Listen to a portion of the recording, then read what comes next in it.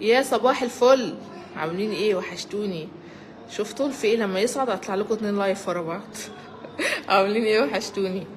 بصوا مصريين بقى ورانا مصريات الامارات. مفيش امارات زينا يا ولاد.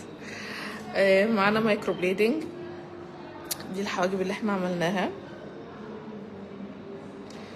شايفين رسمة الحاجب؟ انا بوريكم الحاجب اللي انا عملته الاول عشان لما اوريكم اللي لسه ما اتعملش تعرفوا الفرق.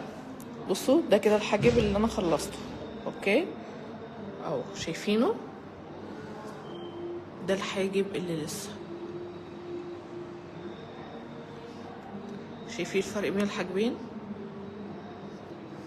عندنا الحاجب هنا فاضي، الشعر خفيف جدا لدرجة ان الجلد باين اصلا.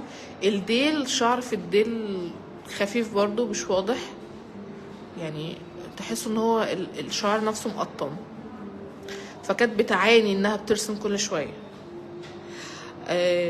هنظبطنا الحاجب، الشيب بتاع الحاجب، مقاساتنا طبعا والرسومات بتاعتنا الحلوة، وبعد كده عملنا الميكرو ورسمناه.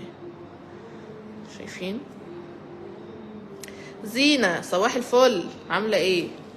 كفاية كده بقى، تعالي وحشتينا. جايالك يا قلبي، جايالك والله. خلاص نازله لكم اهو. قولي لي ايه رايكم قبل وبعد؟ ادي قبل وادي بعد. ما تفتحي عينك، انت خايفه تفتحي عينك؟ انا بقول لك فتحي عينك عشان اشوف رسمه الحاجب مع العين، فاهماني؟ بصي لي، شايفين الحاجب المرسوم مع العين عامله ازاي؟ شايفين الحاجب الفاضي مع رسمه العين عامل ازاي؟ تحسوا ان العين بهتانه شويه او تعبانه، الحاجب فاضي باهت على العين، لكن لما الحاجب بيكون مرسوم بتحسوا ان نظره العين بقت قويه شويه. انت ايه رايك؟ مكسوفه ولا ايه؟ تسلم ايدك. تسلمي يا قلبي. يلا لايف على السريع كده، حبيت اوريكم قبل وبعد.